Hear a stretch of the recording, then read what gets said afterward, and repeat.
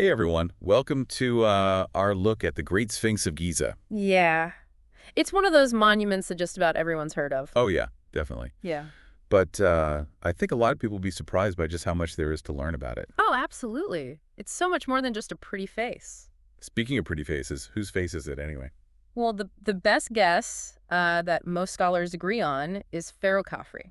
The same Khafre who built the second pyramid. That's the one. The style of the headdress, the facial features all seem to match up with what we know about Khafre. Hmm, interesting.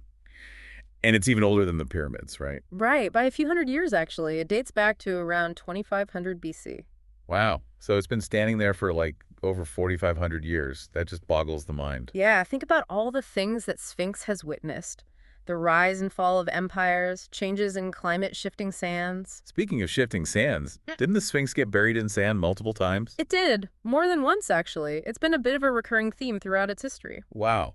So every time it got uncovered, it was like rediscovering a piece of the past. Exactly. And there's actually a really cool story about one of those rediscoveries. Oh, yeah. Tell me about it. Well, you've probably heard of Thutmose V. Yeah, one of the pharaohs from the 18th dynasty. Right. Well, according to legend, Thutmose was out hunting one day. As pharaohs do. Exactly. And he stopped to rest in the shade of the Sphinx's head. Now, at this point, the Sphinx was pretty much buried up to its neck in sand. Oh, wow. So only the head was sticking out? That's right. So Thutmose falls asleep, and he has this vivid dream. Uh, this sounds ominous. Not really. It was actually a pretty good dream. The Sphinx speaks to Thutmose and promises him the throne of Egypt. Hmm. In exchange for what? You guessed it, in exchange for clearing away all that sand. Talk about a monumental task. Oh, it definitely was. But Thutmose took the dream seriously. He became pharaoh, and he fulfilled his end of the bargain. He had all the sand cleared away from the Sphinx. That's pretty incredible. Like he was chosen by the Sphinx itself. Well, that's how he wanted people to see it.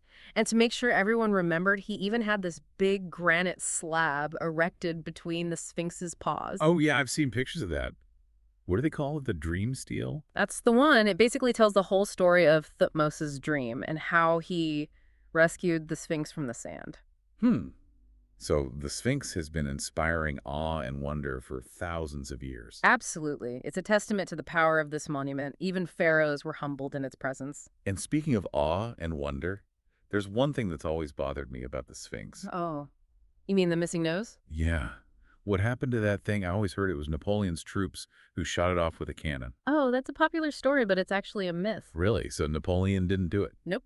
The nose was already gone long before Napoleon ever set foot in Egypt. Huh. So what did happen to it?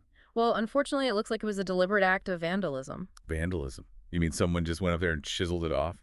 Sadly, it seems that way. There are marks that indicate chisels or rods were used to remove it. That's heartbreaking. Why would anyone do that? Well, it seems to have been a case of iconoclasm. Iconoclasm, meaning? Basically, the destruction of religious images or symbols.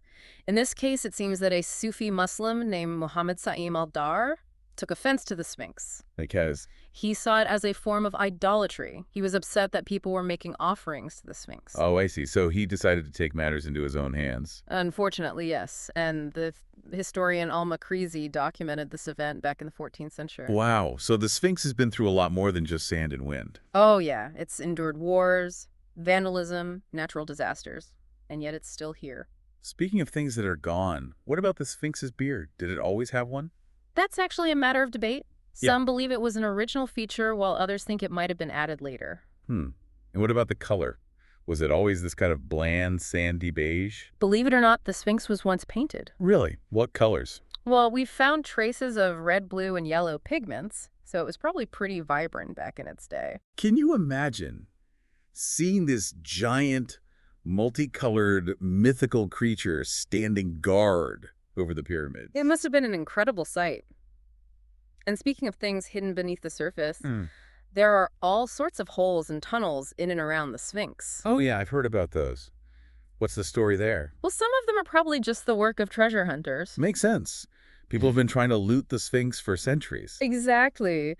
But others are a bit more mysterious. There's one in particular called the Rump Passage that has puzzled researchers for years. The Rump Passage. That's an unfortunate name. It really is, but it's a fascinating feature nonetheless. So what's so special about this Rump Passage? Well, for starters, its location is a bit odd. It's near the back of the Sphinx, and it leads down into the bedrock. So what's at the end of this passage? We're not entirely sure yet. Some think it might have been an exploratory shaft related to the Sphinx's construction. Others believe it could be much later, possibly the work of those treasure hunters we talked about. So it's another Sphinx mystery waiting to be solved. Exactly. And who knows what else might be hiding inside the Sphinx? There could be all sorts of undiscovered chambers and secrets just waiting to be found. Well, I'm definitely hooked. Now I have to know more about this rump passage. Don't worry, we'll get to that. But first, I think it's time to address the elephant in the room. Or rather, the ancient astronaut in the tomb. You mean all those alternative theories about the Sphinx? Precisely. You know the ones I'm talking about? Mm-hmm. Atlantis, ancient astronauts, lost civilizations. Yeah, those theories are definitely out there. But But do any of them hold water? well, that depends on how you define hold water. If you're looking for solid scientific evidence, then the answer is probably no. Okay, fair enough.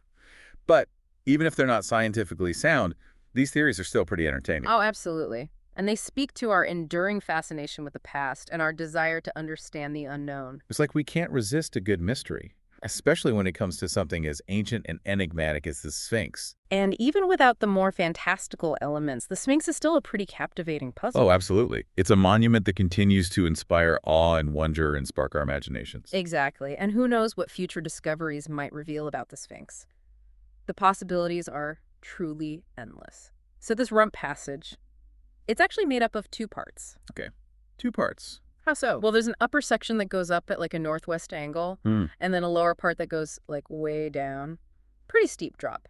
It heads northeast. So it's like a giant L shape. Yeah, kinda. Like a big backwards L carved right into the bedrock. And what's at the end of this L? Is there like a hidden chamber or something? I wish there is a little niche at the top of the upper part, but the lower part just ends in this pit. It looks like it goes down to the water Or table. what hurt? So not exactly a treasure trove of ancient artifacts. Not yet, anyway. Right. But it's still a really interesting feature, and we're not entirely sure who made it or why. Yeah, you said it's puzzled researchers? Mm-hmm. What's so puzzling about it? I mean, it's just a tunnel, right? Well, it's more than just a tunnel. It could be a clue about how the Sphinx was built, or it could have been added much later. By aliens? You know, I was kind of hoping you wouldn't bring up the alien theory. Sorry, I couldn't resist. Mm-hmm. But seriously, what about all those alternative theories about the Sphinx? I mean, like the ones about Atlantis and ancient astronauts? Yeah, all that stuff. Do any of those theories have any merit? Well, some people believe that the Sphinx's erosion patterns suggest it's much older than we think. Okay, so older than 2500 BC. Right. And that maybe it was built during a time when Egypt was a lot wetter than it is now. Interesting. There's also the idea that the Sphinx was built to align with certain constellations. Oh, yeah, I've heard about that.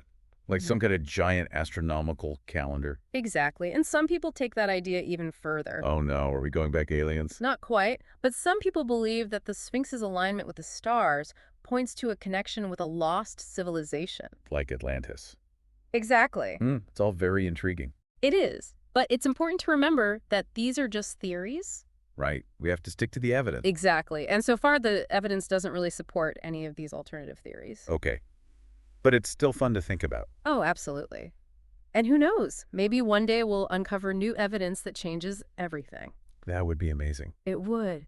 And it just goes to show that even with a monument as well known as the Sphinx, there's still so much we don't know. Yeah. It's a reminder that history is full of mysteries, and there's always something new to discover. Exactly. And that's what makes studying the past so exciting. You know, thinking about all the different theories about the Sphinx, Yeah. it makes you realize that it's more than just a monument. What do you mean? Well, it's also a symbol A symbol of what? of human curiosity and our enduring fascination with the past. That's a great point. The Sphinx has been inspiring awe and wonder for thousands of years. And it continues to do so today. People from all over the world come to see it and marvel at its mystery. It's a testament to the power of this monument that it can still captivate us after all this time. You know, even though we've learned a lot about the Sphinx today, I feel like we've only scratched the surface. Oh, we definitely have. There's still so much more to explore. And so many questions left unanswered. Like, what exactly is the purpose of the Rump Passage? And could there be other hidden chambers inside the Sphinx? And what other secrets might it be hiding? I guess we'll just have to wait and see what future discoveries reveal. Exactly. The Sphinx is a monument that keeps on giving. And I, for one, can't wait to see what it has in store for us next. You know, it's pretty amazing when you think about it. What's that? How this monument has just endured for so long. I mean, it's been through so much. Wars, vandalism, the forces of nature. Exactly. And even attempts to just erase it from history, but it's still standing. Still gazing out over the desert after all these centuries. It really makes you think about the passage of time Hmm. and how what we build can outlive us. Yeah, it's a reminder that we're just a small part of a much bigger story. And that story is still being written. Exactly. Who knows what the future holds for the Sphinx? What new discoveries might be made?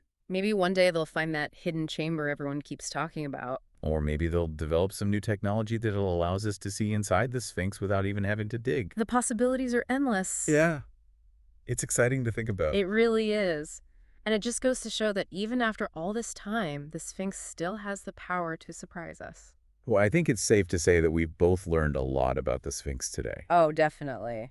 It's been a fascinating journey. And I hope our listeners have enjoyed it too. Me too. It's always a pleasure to share my passion for Egyptology. Well, thanks for joining us today. It's been a real treat. The pleasure was all mine. And for all of you listening out there, keep exploring, keep asking questions. And who knows, maybe you'll be the one to uncover the Sphinx's next big secret. That's all for today. Thanks for joining us.